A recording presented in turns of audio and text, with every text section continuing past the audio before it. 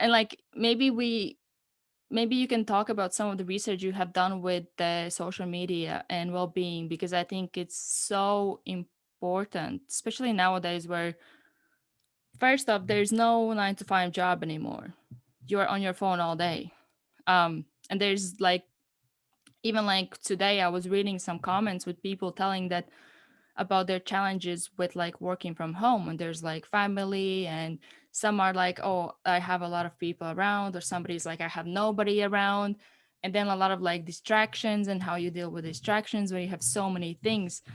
So maybe you can ex- just jump in your research that you have done, because I know you have done a lot of research about like this topic.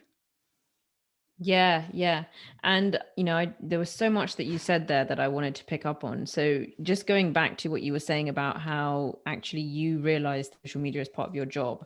And I just wanted to make the connection between that and what we were talking about earlier when it came to sort of ego and being able to detach ourselves, because there is this risk with social media that we over-identify with it. And yet, yes, we can express our identities, definitely. And the research showed this. A lot of papers found that it could help us express our personal narratives, help with self-expression, different forms of identity development. So it can be really powerful like that. But what you're doing by identifying that it's just part of your job description means you can actually professionalize this, and you can schedule when you're going to use it, how you're going to use it, and you can detach from it. And so I just like the parallel here. And this is why I think all of these conversations are very related, that, being able to depersonalize your kind of job aspects there means that you can be more consistent and not have the emotional reactions. And I was just having a conversation this week with a friend who sort of said, look, I've just got kind of too overwhelmed by it all. And she knows that she needs to do it as part of her job because everybody in her industry does it. And I think it can be very easy to kind of get confused, because it's like we're all expected to do our own marketing today, right? Because social media is so easy. We're all expected to be marketeers now. Whereas, in the past, you would have said, well, actually, that's not my skill set, and I may need some help and support with the marketing aspect of my business, for example. But now it's so easy. It's almost like you've got to do it.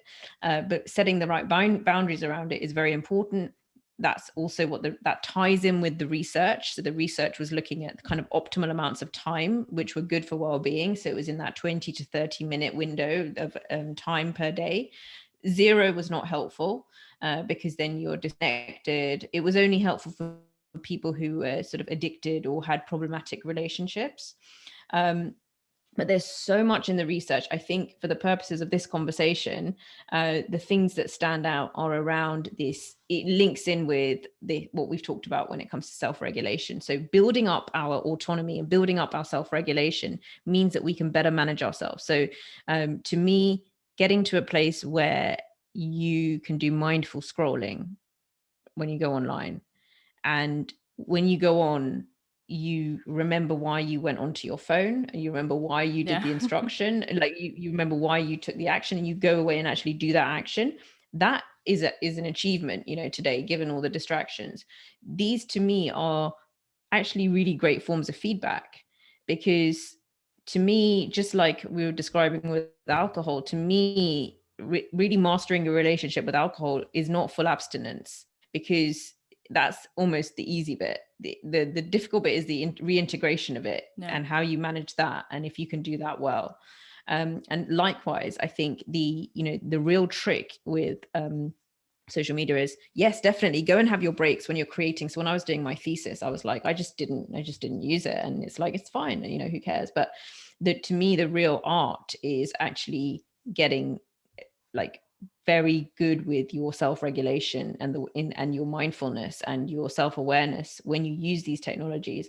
That to me is like the journey, the growth journey, and the evidence, the research papers looked at how that impacts your well-being when you go online, and there's a really interesting relationship there, especially in the workplace. So higher levels of mindfulness are linked to well-being effects from social media, whereas lower mindfulness levels are linked to burnout. So again, it's all connected, and I could go into it in more detail, but I'm also conscious of time now.